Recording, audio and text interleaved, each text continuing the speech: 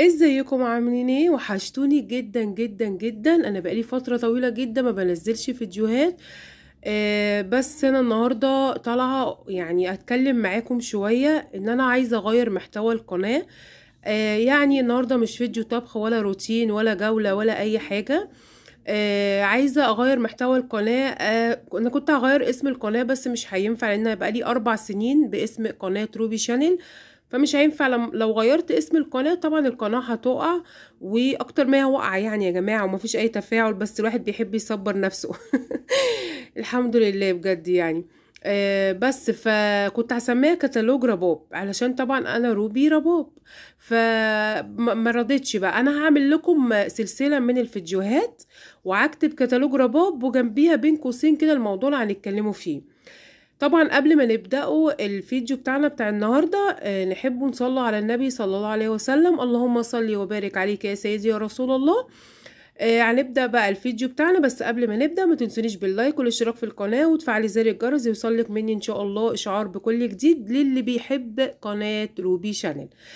اول موضوع هنتكلموا فيه النهارده في كتالوج رباب. طبعا انا احب اعرفكم بنفسي رباب سعيد ومعاكم كتالوج رباب. اول موضوع هنتكلموا فيه الحنين الى الماضي، الذكريات يا جماعه.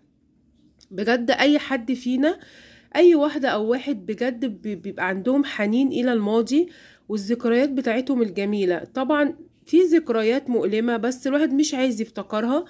انا جايه افتكر معاكم النهارده ذكرياتي انا بجد اللي كانت جميله وممتعه جدا جدا جدا.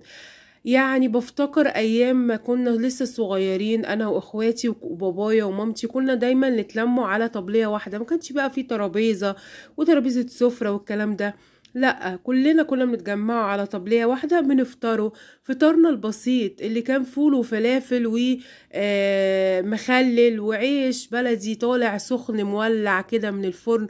دلوقتي بقى طبعا الجبن والحاجات دي كلها طلعت، وكان في زمان بس احنا كان فطارنا دايما يعني معتادين احنا ناكله الفول والطعمية والفلافل والمخلل والطماطم المقطعة والطحينة. يعني بجد ايام جميلة. افتكر برضو في طفولتي لما كنا بنتفرجوا بس على القناة الاولى والتانية، كانت متعة ما بعدها متعة.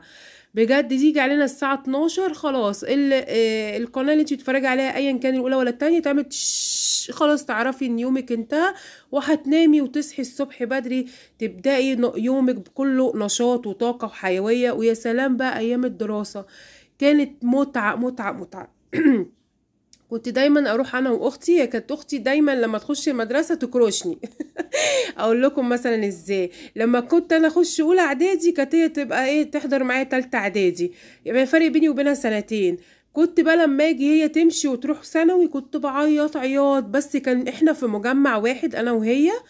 ربنا يخليها يعني لأولادها، وكانت أحلى أيام عمري بجد والله.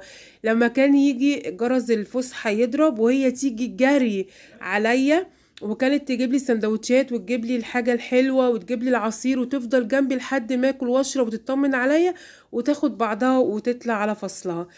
كمان من الحنين للماضي والذكريات الجميلة هدوم العيد. احلى حاجة يوم ما اجيب هدوم العيد انا واختي. احنا كنا انا واختي واخويا ربنا يبارك فيهم، بس كانت يعني كل ذكرياتي الجميلة كانت مع اختي علشان احنا كنا بنات زي بعض فاهمين بعض وتفاصيل حياتنا فاهمينها مع بعض. كنا والدي ربنا يخليه لما يجيب لنا هدوم العيد والله والله كنت احط مثلا لو في تيشيرت او بلوزه على البنطلون او الجيبه والله على السرير، واحط الشنطه والشوز والتوج بتاعتي بقى والاكسسوارات والكلام ده كله وانام انا في الارض. والله بجد اكيد كلكم كنت كده. كنت انام في الارض واسيب الطقم العيد محطوط على السرير انا واختي. وكنا دايما نفكروا وما مناموش اصلا.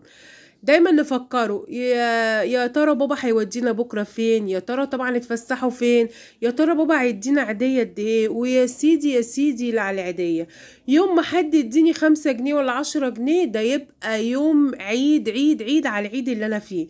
دلوقتي لو اديتي الولد او البنت الصغيرين 100 او 200 يقولك ايه ده هنعمل بيهم ايه. بجد ما احلى ايام الطفولة والذكريات ولما كنا بنقعدوا نسمعوا اغاني يا جماعة، نقعد يعني نقفوا قدام المراية ونفضلوا نرقصوا ونغنوا، يمكن صوتنا بيبقى اعلى بكتير من صوت المطربين اللي احنا كنا بنسمعهم. انا واختي كنا دايما بنحب عفوا، انا واختي كنا دايما بنحبه. كان على ايامنا كان في هاني شاكر، بس هو طبعا كان طالع قبل مننا بزماننا بفتره طويله، بس انا كنت بعشقه. بحب عامر منيب الله يرحمه، بجد عنده نبحه وصوت روعه. ربنا يا رب يرحمه ويغفر له ويسامحه. محمد محي يا جماعه. راغب علامه ده بقى ليه قصه جميله معايا.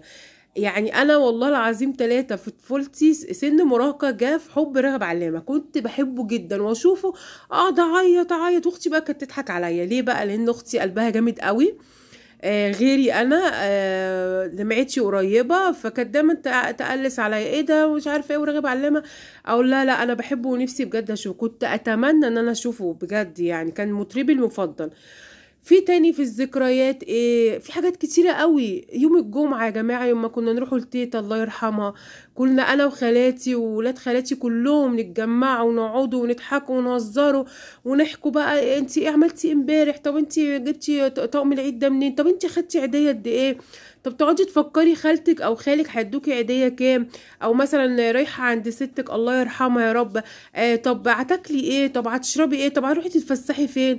وكنا دايما انا واختي وولاد خالتي يعني ولاد خالي نتجمعوا كده مع بعض في يوم في العيد، ونروحوا بقى ايه نتفسحوا، نروحوا مثلا ناكلوا بره. فاكرين يا جماعه سندوتشات الصدق دي اللي بتبقى بتجيبها من على العربيه؟ والله العظيم 3 كانت احلى طعم سندوتشات صدق كلتها في حياتي، وسبايسي وجميله، ويا سيدي يا سيدي على الجمال.